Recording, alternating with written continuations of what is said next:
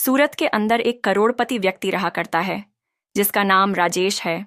और राजेश जो कि कई कंपनियों का मालिक है और उन्होंने अपनी सारी कंपनियों पर मैनेजर कर रखे हैं, जो मैनेजर पूरा लेखा जोखा उसे घर पर ही दिखा दिया करते हैं।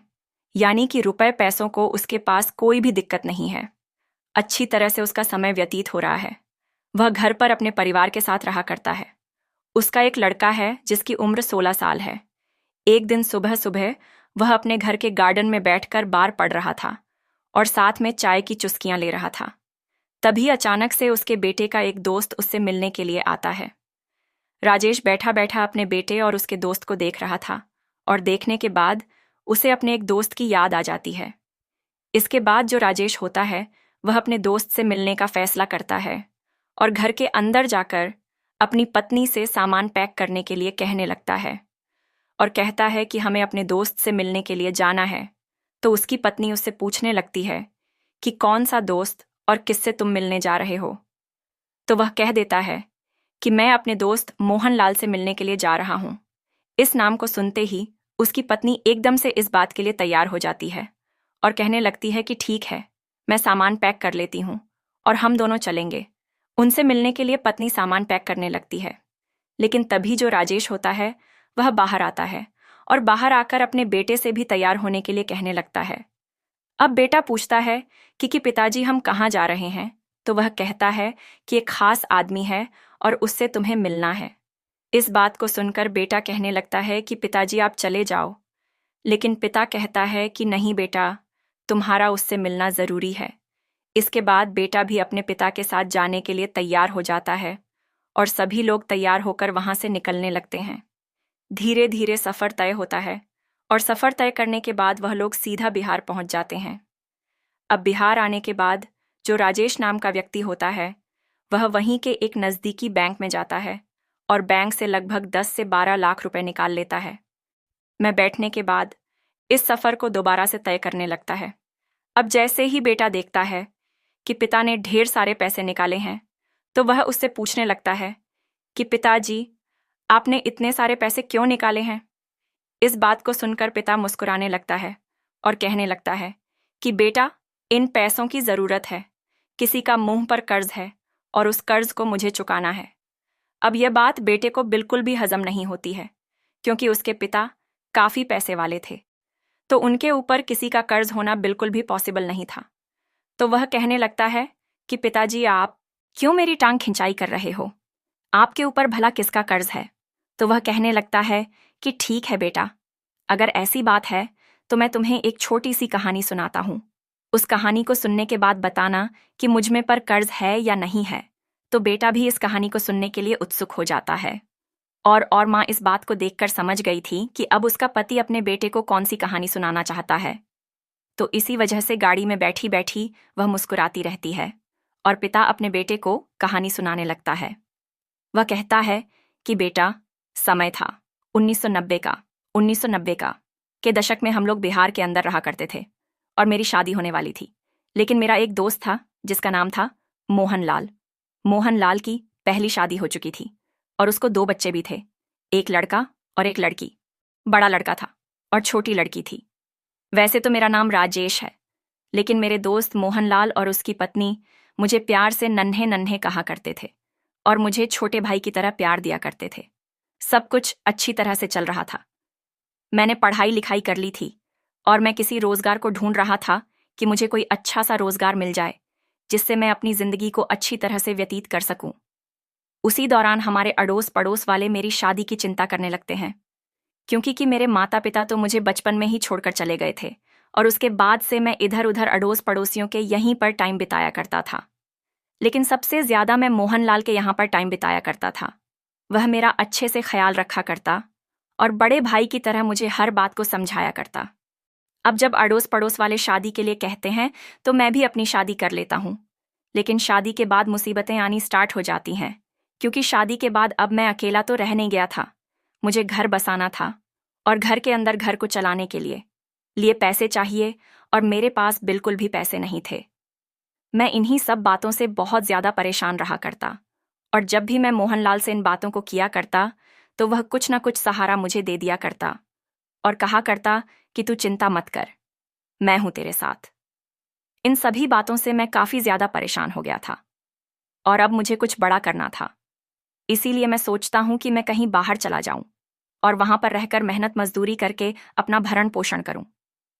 मैं बाहर जाना चाहता था, लेकिन बाहर जाने के लिए भी पैसे लगते हैं और मेरे पास बिल्कुल भी पैसे नहीं थे। इसके बाद लगभग 1952 में मैं अपने दोस्त मोहनलाल के पास जाता हूं। वहां पर उनकी पत्नी शारदा भी बैठी हुई थी और हम दोनों पति पत्नी उनसे बातें करने लगते हैं। बातों ही बातों में मैं उसे बता देता हूं कि मुझे बाहर जाना है और बाहर जाने के लिए मुझे कुछ पैसों का इंतजाम करना है। मैं उनसे कहता हूं कि यार, ऐसा कर, मेरी जमीन को बेच दे और उससे मुझे जो भी पैसे मिलेंगे उन पैसों से मैं अपना रोजगार चला लूंगा। लेकिन तभी मोहनलाल और उसकी पत्नी कहने लगते हैं कि अरे, ऐसी कौन सी बात हो गई जो तू जमीन को बेचने की बात कर रहा है, और वैसे भी उस टाइम पर जमीनों का इतना भाव नहीं था, जमीनों को लेने को भी कोई राजी नहीं था। तो इसी वजह से वह लोग कहने लगते हैं कि तुम चिंता मत करो, तुम्हें कितने पैसे चाहिए। तो मैं उनको बताता हूं लगभग ज़ीरो का इंतजाम हो जाए तो बहुत ही अच्छी बात है, उन पैसों से मैं अपना रोजगार चला सकता हूं। इसके बाद अपनी पत्नी के कुछ जेवर उसके पास रखे हुए थे, उन जेवर को लेकर एक सुनार के पास जाता है और वहां पर 00 में उन जेवर को गिरवी रख देता है और जो पैसे उसे मिलते हैं उन पैसों को लाकर मेरे हाथ में थमा देता है। अब मैं जैसे ही अपने हाथ में पैसे देखता हूं तो अपने दोस्त से पूछने लगता हूं कि कहाँ से लेकर आए हो। तो वह बता देता है कि इसी तरह से तुम्हारी भाभी के जेवर मैंने गिरवी रख दिए हैं और बाद में मैं पैसा कमाकर उन्हें छुड़ा लूंगा। तुम कैसी भी चिंता मत करो और अपनी जिंदगी को अच्छी तरह से व्यतीत करो। ये तुम्हारे पास पैसे हैं और इन पैसों को तुम्हें कभी भी देने की जरूरत नहीं है। मैं तुम्हारा दोस्त हूं और इतना हक तो मेरा बनता ही है। ऐसा कहकर उसने मुझे पैसे दे दिए और पैसे देकर वहां से जाने के लिए कह दिया। उसके बाद मैं अपनी पत्नी को लेकर वहां से सीधा सूरत आ जाता हूं और सूरत में आकर छोटा मोटा काम करने लगता हूं। उस काम में मैं दिन रात मेहनत करता हूं। मेहनत करने के बाद मेरा जो काम है वह अच्छी तरह से चलने लगता है।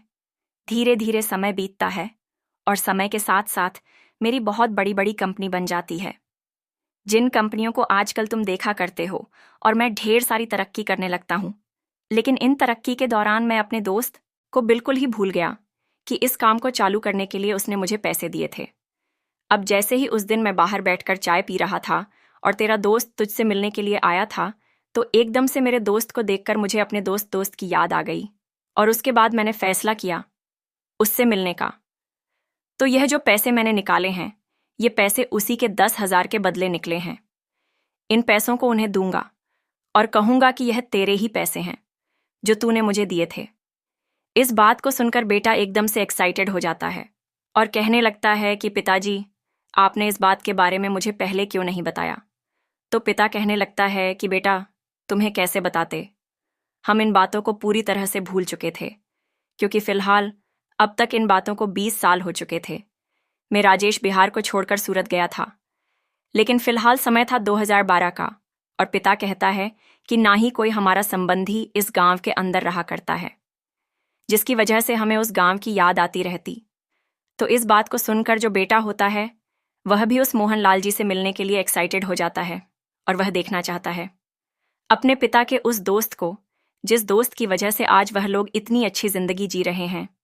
धीरे धीरे सफर तय होता और सफर तय करने के बाद लगभग शाम के समय वह लोग उस घर के पास पहुंच गए थे। बड़ी सी गाड़ी को लेकर वह मोहनलाल जी के घर के सामने खड़े हो गए थे और यह बात देखकर गांव के कुछ लोग उस व्यक्ति की तरफ बड़ी अजीब निगाहों से देखने लगते हैं, क्योंकि मोहनलाल जी के घर की हालत काफी ज्यादा खराब थे और फिलहाल देखने से लग रहा था कि कई सालों से इसकी कोई मरम्मत नहीं हुई है। यह बात राजेश को भी महसूस होती है और इसके बाद वह अपनी गाड़ी से उतरता है और सीधा उस घर के अंदर जाने लगता है। गांव का माहौल था तो घर का दरवाजा खुला हुआ था, तो राजेश अपने परिवार को लेकर सीधा उस घर के अंदर चला जाता है। घर के अंदर मोहनलाल और उसकी पत्नी बैठकर आपस में बातें कर रहे थे, लेकिन अचानक से जैसे सूट बूट वाले व्यक्ति उनके घर में घुसते हैं तो एकदम से वह हैरान से हो जाते हैं। तभी मोहनलाल उनसे कहता है कि हाँ भाई, कौन हो और तुम इस तरह से घर के अंदर क्यों घुसे आ रहे हो। इस बात को सुनकर राजेश मुस्कुराने लगता है। इधर जो राजेश की पत्नी थी वह भी मुस्कुराने लगी थी। तभी जो राजेश होता है वह कहने लगता है कि साहब, यहाँ पर हमें किसी व्यक्ति से मिलना है। तो जो मोहनलाल होता है वह यह बात देखकर हैरान है, क्योंकि इस व्यक्ति के पहनावे से लग रहा था कि यह एक करोड़पति व्यक्ति है, तब भी यह उसे साहब कह रहा है। तो वह कहने लगता है कि अरे भाई, क्यों मजाक कर रहे हो? साहब तो तुम हो और हम साहब कैसे हो गए? तो राजेश कहने लगता है कि नहीं साहब, मेरे लिए तो आप ही साहब हो। अगर आप नहीं होते तो आज मैं नहीं होता। इसके बाद मोहनलाल कहने लगता है कि देखो भाई, मजाक मत करो, मजाक काफी हो गए, और यह बताओ कि तुम हो कौन? तो जो राजेश होता है वह कहने लगता है कि साहब, वैसे तो मेरा नाम राजेश है, लेकिन प्यार से कुछ लोग मुझे नन्हे नन्हे कहकर पुकारा करते थे। अब जैसे ही मोहनलाल और उसकी पत्नी शारदा इस बात को सुनते हैं कि नन्हे नन्हे कहकर उसे कोई कोई पुकारा करता था, तो एकदम से उन्हें नन्हे की याद आ जाती है, और वह लोग गौर से देखकर पहचान लेते हैं कि यह वही नन्हे हैं जिसे उन्होंने 0-0 दिए थे, और वह इस गांव को छोड़कर चला गया था। तो एकदम से जो मोहनलाल जी होते हैं उसकी आंखों से आंसू टपकने लगते हैं, और वह भागकर एकदम से नन्हे को गले लगा लेते हैं। कहते हैं कि अरे नन्हे, तू तो पूरा बदल गया और देखने से बिल्कुल भी पहचान में नहीं आ रहा है। और जब मोहनलाल गले लगता है राजेश के, तो राजेश की आंखों में आंसू आने लगते हैं और वह भी फूट फूट कर रोने लगता है। अब जैसे ही माहौल थोड़ा सा शांत होता है, तो उसके बाद जो राजेश की पत्नी होती है वह एकदम से मोहनलाल जी के पैर छूने लगती है। अब गांव के कुछ लोग यह सब कुछ देखकर चौकन्ना हो गए थे, और वह घर के अंदर ताका झांकी कर रहे थे। जैसे ही वह देखते हैं कि वह करोड़पति व्यक्ति गाड़ी में बैठकर उनके घर पर आया है, और उसके बाद उसकी पत्नी इन गरीब लोगों के पैर छू रही है, तो वह लोग भी हैरान हो जाते हैं और घर की दीवारों से कान लगाकर सुनने लगते हैं। तभी जो मोहनलाल जी की पत्नी होती है वह कहने लगती है कि अरे, इसी तरह से खड़े खड़े बात करोगे या इनको बैठने के लिए भी पूछोगे? इसके बाद जो मोहनलाल जी होते हैं उन सभी को बिठाते हैं, और बिठाने के बाद उनसे हालचाल पूछने लगते हैं। तो जो राजेश होता है वह मोहनलाल जी को अपने बारे में पूरी बातें बताता है, और कहता है कि गुजरात के सूरत में मेरी बहुत बड़ी बड़ी कंपनियां हैं, और वहां पर रहकर मैं बड़ी बड़ी कंपनियां हैं और वहां पर रहकर मैं बहुत अच्छी जिंदगी जिया करता हूं। लेकिन तुम बताओ, तुम्हारा क्या हाल चाल है, और यह आप लोगों ने अपना क्या हाल बना रखा है? इस बात को सुनकर मोहनलाल और उसकी पत्नी एकदम से खामोश से हो जाते हैं, और उनके चेहरे पर मायूसी साफ साफ दिखाई देने लगती है। तभी जो राजेश होता है वह मोहनलाल का हाथ अपने हाथ पर रखता है और कहता है कि दोस्त, तू बेशक से मेरा दोस्त है, लेकिन तू मेरे लिए बड़े भाई से कम नहीं है, क्योंकि शायद अगर तू मेरी उस टाइम पर मदद नहीं करता तो मैं इतना बड़ा व्यापारी नहीं बन पाता और मेरे इतने बड़े बिजनेस नहीं हो पाते। अगर तुम्हें कैसी भी कोई समस्या है तो तुम बेझिझक होकर मुझे बता सकते हो। आखिर क्या हुआ है ऐसा जो तुम्हारी हालत ऐसे है? तो उसके बाद जो मोहनलाल जी होते हैं वह अपने बारे में उसे बताने लगते हैं।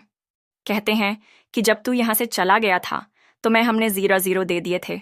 तो उसके बाद हम दोनों पति पत्नी मेहनत करते हैं, और मेहनत करने के बाद उन जवरों को तो छुड़ा लेते हैं, लेकिन धीरे धीरे परिवार के अंदर बहुत कुछ चेंज होने लगता है। मेरी तबीयत खराब होने लगती है, बच्चे बड़े होने लगते हैं, उनकी पढ़ाई लिखाई का खर्चा, और साथ में बेटी जवान होने लगती है। धीरे धीरे मैं बीमार रहने लगा, और बीमारी के कारण मुझसे कमाने के लिए नहीं जाया जाता है।